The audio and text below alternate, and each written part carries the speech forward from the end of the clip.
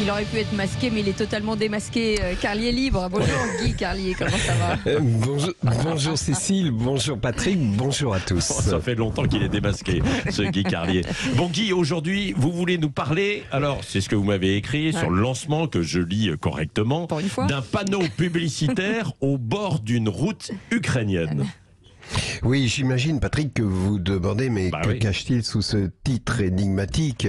Non, à la réflexion, vous ne vous demandez rien du tout, car vous ne m'écoutez pas. Vous me dites, bon, il est 52, la chronique 53. De Carlier me laisse 4 minutes pour préparer mon interview de Renaud Muselier, je vais pas m'emmerder, je vais le brancher sur l'OM qui joue ce soir en Europa League, ça intéressera toujours les auditeurs. Ouais. Bah oui, mais demandez pourquoi Sampaoli fait pas jouer Mandanda qui est meilleur que Paul Lopez. Bon, me voilà tranquille, tiens, pour une fois, je vais faire semblant de m'intéresser à Carlier. Ouais, c'est ça. Bon, dites-moi, est-ce que vous connaissez quand même un petit peu l'Ukraine ? Oui, Patrick, j'ai déjà évoqué ici mon voyage en Ukraine. C'était il y a une quinzaine d'années. J'étais parti commenter l'Eurovision en compagnie de Julien Lepers. C'est vous dire si je suis largement au niveau des experts qui sévissent actuellement sur les chaînes d'infos. Ah oui, la vache. Alors, lorsqu'on débarque à l'aéroport de Kiev, qui s'appelle Boryspil, qui est situé à une trentaine de kilomètres de la capitale, c'est-à-dire à peu près la même distance que de Charles de Gaulle à Paris, on voit à perte de vue de gigantesques cités constituées de bâtiments grisâtres sans âme où sont logés les paysans que l'exode rural a poussé vers la ville.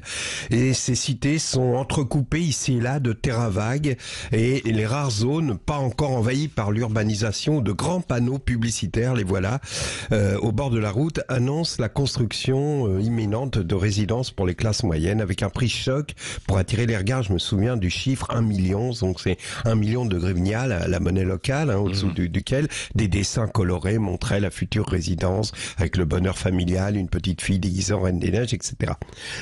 Pardon.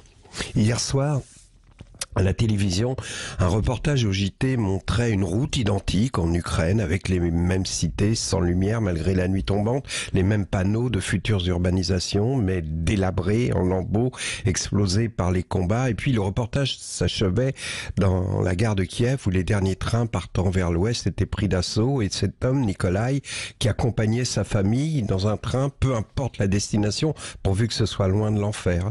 La maman tenait dans ses bras un bébé sur la banquette à côté d'elle, Mila, leur grande fille, assise, posait ses lèvres sur la vitre pour que son papa, à l'extérieur, vienne à son tour y poser les siennes. Ils restèrent comme ça un moment, au milieu de la foule en exode.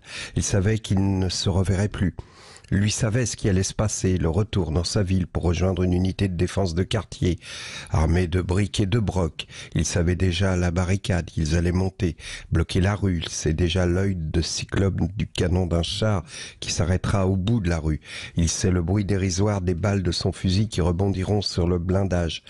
Il sait le silence qui suivra, et puis il verra l'œil du cyclope bouger lentement, infiniment lentement, et le fixer. Alors, il se lèvera en criant son amour pour l'Ukraine, et le cyclope lui répondra. Son dernier regard, avant que ses yeux se voilent, sera pour le panneau de la maison de leurs rêves. Il regardera le dessin de la chambre d'enfant, et il entendra Mila chanter la Reine des Neiges.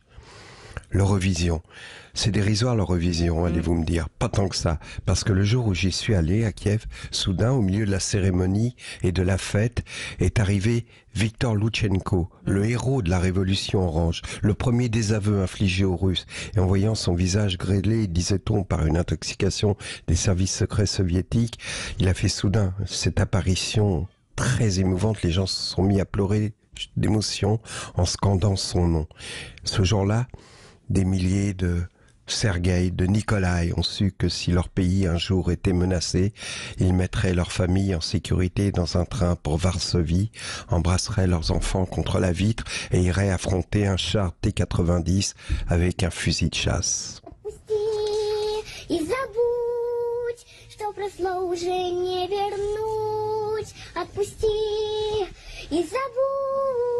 Avec cette vidéo de cette petite fille, cette petite Ukrainienne qui chante la Reine des Neiges, qui a tourné beaucoup sur les réseaux sociaux. Merci beaucoup Guy Carlier.